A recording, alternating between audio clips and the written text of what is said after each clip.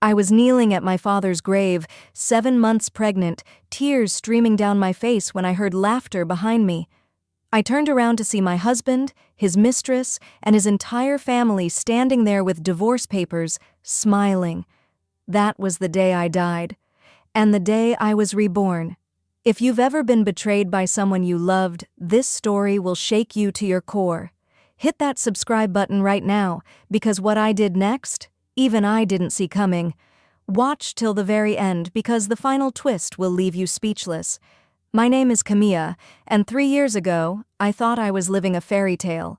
I was married to Nathaniel Crawford, a billionaire real estate mogul whose face graced the covers of business magazines.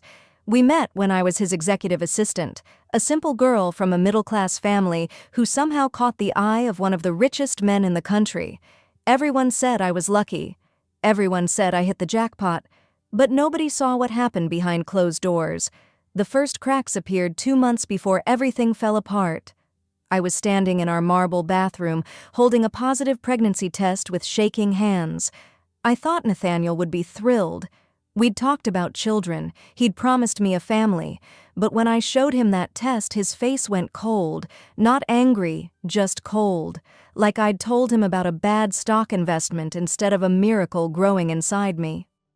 "We'll discuss this later," he said, straightening his tie. "I have a meeting." That was it. No hug, no excitement, just a dismissal. And that later never came. Around the same time, my father was diagnosed with aggressive cancer. Stage 4. The doctors gave him 6 months at most. My dad was my rock, the one person who'd loved me unconditionally my entire life. He raised me alone after my mother passed when I was 10. He worked 2 jobs to put me through college. He walked me down the aisle with tears in his eyes, whispering, "Are you sure about this, Beta?" Even then, some part of him knew. I spent every spare moment at the hospital with my father. His room became my sanctuary, the only place where I felt truly seen. Nathaniel refused to visit. "I'm building an empire, Camilla," he'd say with annoyance in his voice. "I don't have time to sit around watching someone die." Those words should have told me everything I needed to know about the man I married, but I was too busy noticing other things. The late-night phone calls he'd take in his study, hanging up the moment I entered. The missing credit card statements that suddenly required a password to access online. The faint smell of perfume on his collar that wasn't mine, something expensive and floral that made my stomach turn. When I asked about it, he made me feel crazy. "You're being paranoid," he'd say. "Pregnancy hormones are making you irrational." His mother, Constance, would agree. "You're stressing my son out with these ridiculous accusations." Constance Crawford never wanted me in the family. From day one, she made sure I knew I wasn't good enough. At family dinners, she'd bring up Nathaniel's ex-girlfriends, women from wealthy families who understood their world. She'd correct my table manners, criticize my clothes, question my education, and Nathaniel would sit there silently, never defending me, just cutting his steak like nothing was happening. His sister Diane was worse. She'd post photos online of family gatherings that I wasn't invited to. She'd tag Nathaniel with other women at charity events I didn't know about. When I confronted her, she'd laugh. "Oh, sweetie, you're so sensitive. It's just social media." I was drowning in a house made of marble and gold, 7 months pregnant, watching my father die, and completely alone. My father knew something was wrong. Even as cancer ravaged his body, he watched me with concerned eyes. "Camilla," he said one afternoon, his voice weak, "promise me something. Promise me you'll never let anyone make you feel small. You're my daughter. You're strong, stronger than you know." I held his hand and lied. "I'm fine, Dad. Everything's perfect."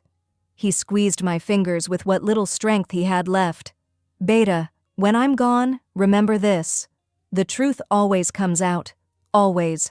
And when it does, don't run from it. Face it head on." 3 days later, my father passed away peacefully in his sleep. I was holding his hand when he took his last breath. The nurses cried with me. My father had been kind to everyone, even while dying.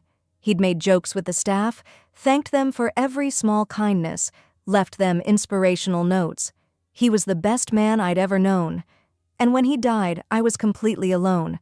I called Nathaniel 17 times. He didn't answer. I called his office.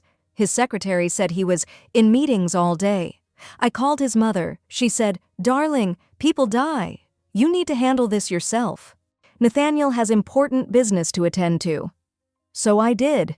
I arranged everything myself, 7 months pregnant, crying in funeral homes, picking out caskets, writing obituaries. My father deserved a beautiful goodbye, and I was going to give him that, even if I had to do it alone. The funeral was small. My father didn't have much family left, just some colleagues from his old job, neighbors who'd known him for years, and a few friends. It was intimate and heartbreaking. I stood at the podium, my pregnant belly barely fitting behind it, and tried to speak about the man who'd given me everything. The words kept catching in my throat. Nathaniel showed up 2 hours late with his entire family. I saw them slip into the back row, and for a moment my heart lifted. Maybe he did care.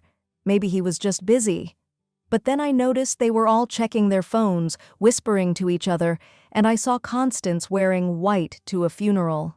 White, with diamonds dripping from her neck like she was attending a gala. Something felt wrong, but I told myself it was grief playing tricks on my mind. The cemetery was cold that day, not from weather, but from emptiness. I watched my father's casket being lowered into the ground, and something inside me broke completely. This was it.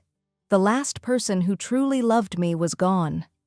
I was about to become a mother myself, and I had no one to guide me, no one to call when the baby wouldn't sleep, no one to tell me I was doing okay. I collapsed at the graveside after everyone left, just fell to my knees in the grass and sobbed. My whole body shook with grief.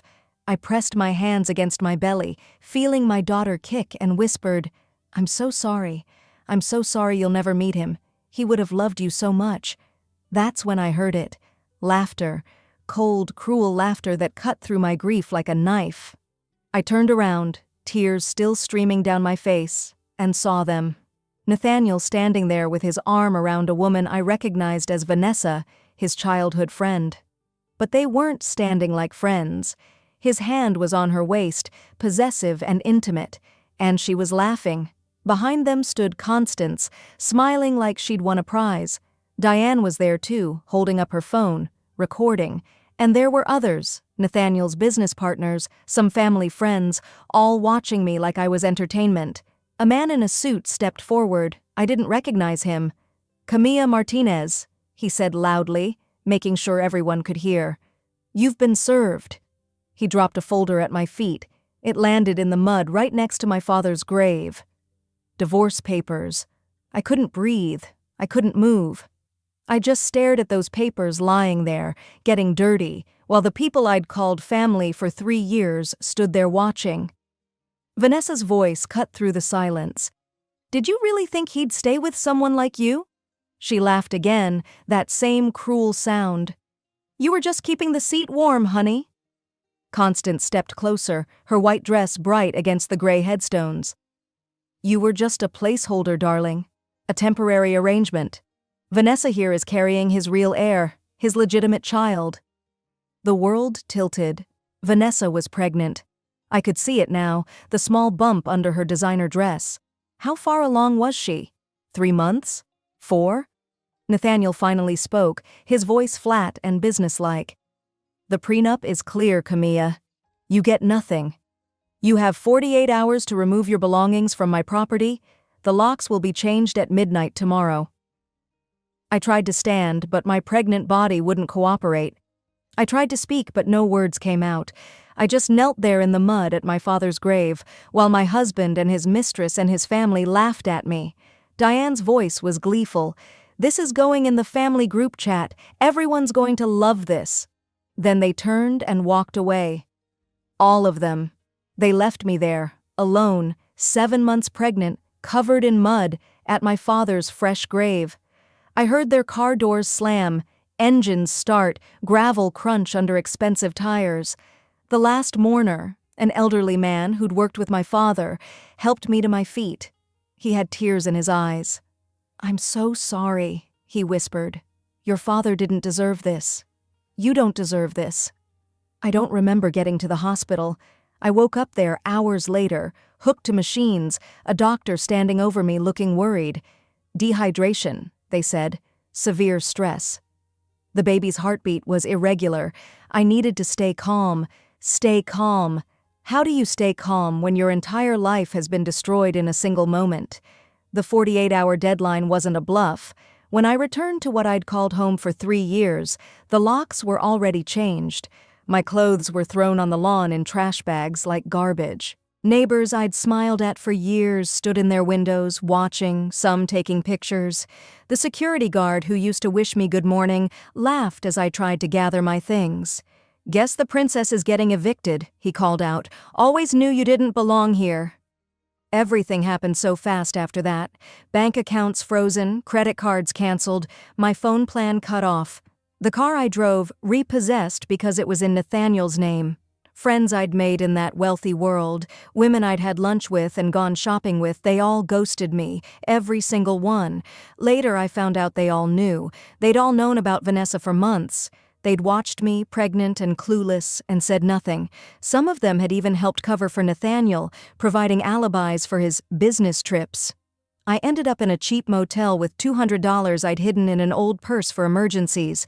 It was the kind of place where the neon sign buzzed all night and the walls were so thin I could hear everything happening in the next room. I ate dollar store noodles and cried until I had no tears left. The pregnancy complications got worse. I couldn't afford my regular doctor, so I went to a charity hospital where I waited for hours just to be seen. But something strange happened there. The other women, the ones who had nothing just like me, they were kind. A woman named Ruth shared her sandwich with me. Another woman, Maria, gave me her phone number and said, "Call me if you need anything. We mothers have to stick together." It was the first real kindness I'd experienced in months. But the torture wasn't over. Diane posted photos online with captions like, "Gold digger gets what she deserves," and "Karma is real." The video from my father's funeral went viral in elite social circles. I became a joke, a cautionary tale, the woman who tried to marry rich and got exactly what she deserved. Vanessa did magazine interviews. I saw them at the motel flipping through tabloids in the lobby.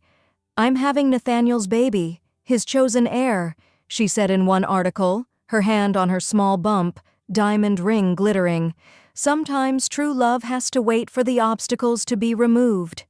I was the obstacle. My baby was the obstacle. Constance gave quotes too.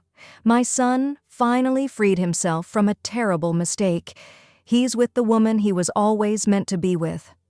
I was 8 months pregnant, living in a motel, eating cheap food, and watching my name get dragged through the mud on every social platform. I had $50 left to my name. I had no family, no friends, no future that I could see. One night, I sat on the bathroom floor of that motel, and I looked at a bottle of pills. Just looked at it. Thought about how easy it would be to make everything stop hurting, how quiet it would be, how peaceful. Then my baby kicked, hard, like she was fighting, like she was telling me to fight. I put the pills away. I pressed my hands to my belly and whispered, okay, baby girl, we'll fight." The next morning, I got a call from a number I didn't recognize. It was Mr. Peters, my father's old lawyer, a kind man who'd known my dad for 20 years. "Camilla," he said gently, "your father left some things for you. Can you come to my office?" I almost didn't go. What could my father have left? He'd died with medical bills that had drained his savings, but something in Mr. Peters' voice made me curious.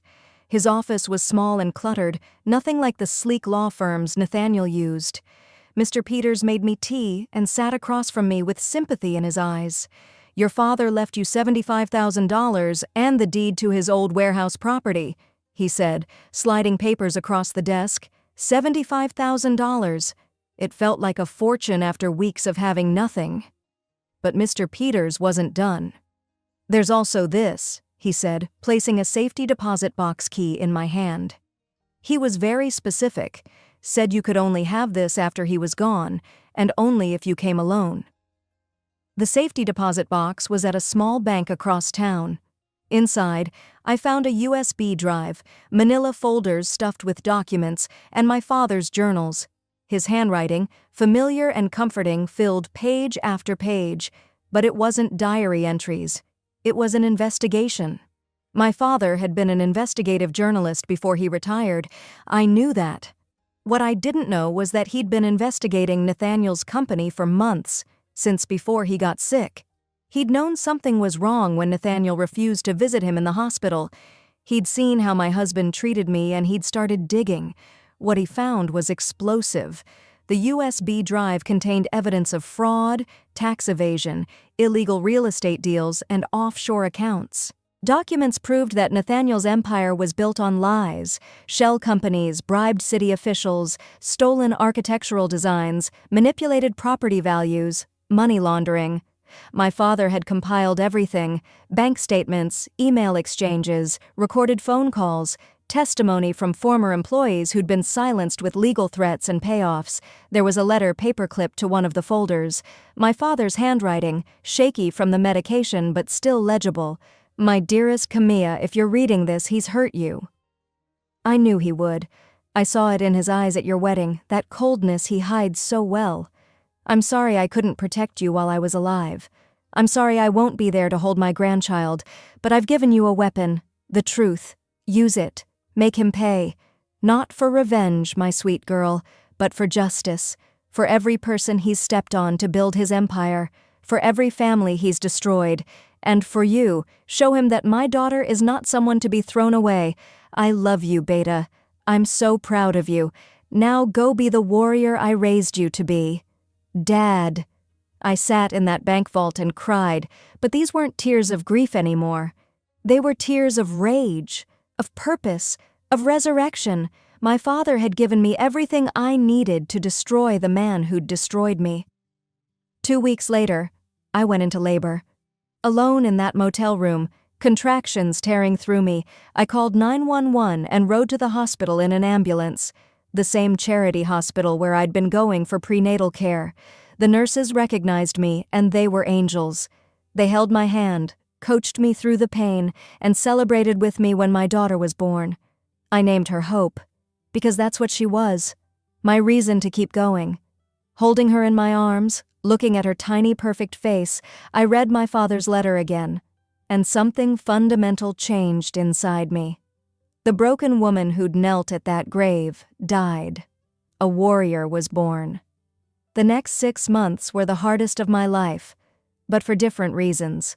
I was a single mother, living on a strict budget, taking care of a newborn, and planning a war. I used the $75,000 strategically. I hired a private investigator who found even more dirt on Nathaniel. I discovered that his business partner Gregory had been betrayed too, his shares stolen through legal manipulation. I contacted Gregory, showed him what I had, and we formed an alliance. I hired lawyers who worked on contingency, believing in the strength of my case. I converted my father's warehouse into a small business as a cover story, but really I was building a legal case that would tear Nathaniel's empire apart. I lost the baby weight. I started dressing differently, thinking differently. I became someone new, someone stronger. I stayed off social media completely. To everyone who'd known me, I'd simply disappeared. Meanwhile, Nathaniel was living his best life. He married Vanessa in a lavish ceremony that made the society pages. Her baby was born, a boy they named Nathaniel Jr. Constance threw massive parties that Diane documented online, flaunting their wealth and happiness. They thought they'd won. They thought I was gone, destroyed, forgotten. They had no idea what was coming. I spent those 6 months building my case. Anonymous tips to the Securities and Exchange Commission, leaked evidence to financial journalists who'd been investigating Nathaniel for years but lacked proof. I contacted witnesses, former employees willing to testify. I found the city planning official Nathaniel had bribed, now facing his own legal troubles and willing to turn evidence in exchange for a lighter sentence.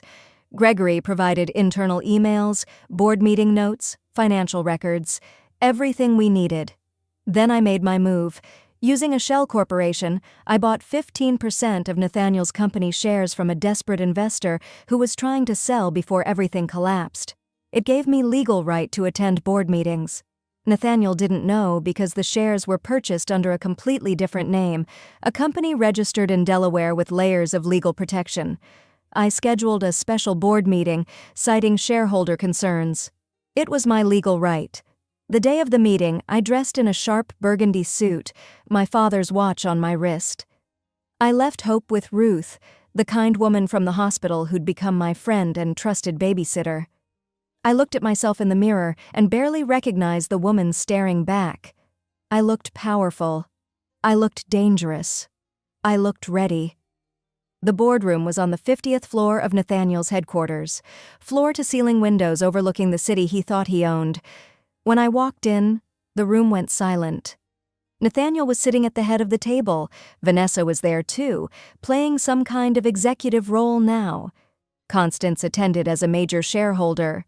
Diane was in the corner with her phone, ready to document another victory. They all froze when they saw me. Nathaniel's face went white. "What are you doing here?" I smiled. Actually smiled. "Hello, Nathaniel. Miss me?" I walked to the presentation screen and connected my laptop. "I'm here as a shareholder.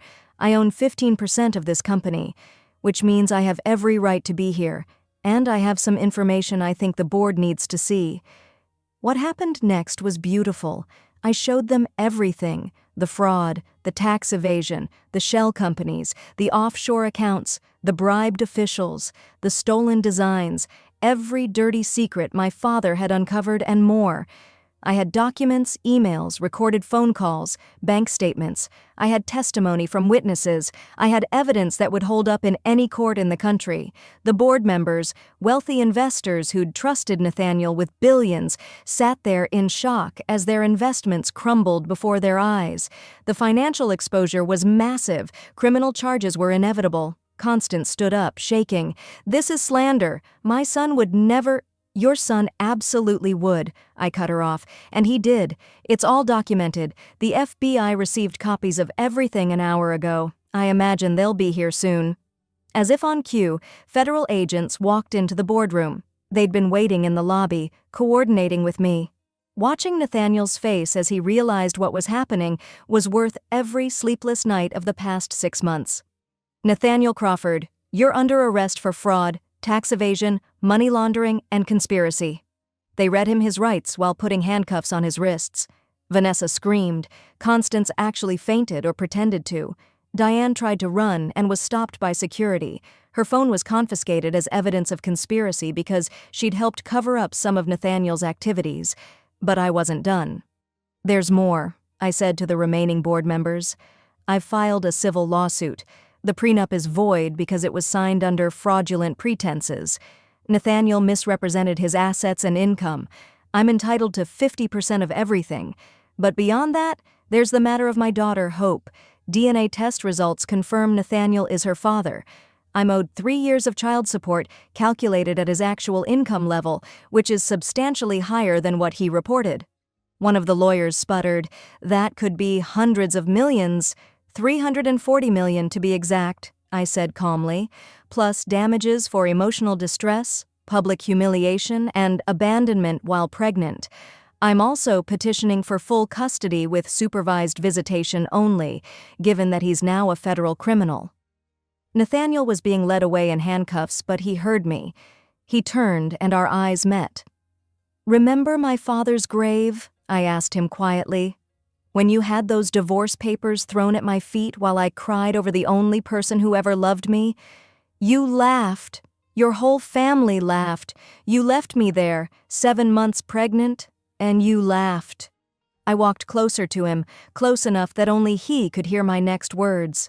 "You tried to bury me, Nathaniel. You didn't know I was a seed, and seeds grow in the dark." Then louder so everyone could hear, "This isn't revenge. This is justice. For me, for my daughter, for every person you stepped on to build your empire of lies. Enjoy prison." The agents led him away. Vanessa was crying, mascara running down her face. Constance was being helped up by someone, looking about 20 years older than she had that morning. Diane was arguing with security about her phone. I packed up my laptop, nodded professionally to the stunned board members, and walked out. That was 2 years ago. Nathaniel is serving a 5-year federal prison sentence. The actual sentence was longer, but he took a plea deal and gave up information on other wealthy criminals to reduce his time. He lost everything: the houses, the cars, the company, all of it seized or sold to pay fines and restitution. Vanessa divorced him 3 months after his arrest. She took what little remained and disappeared. She lost custody of their son to her parents after struggling with substance abuse issues. Last I heard, she was working retail somewhere. Her wealthy dreams shattered.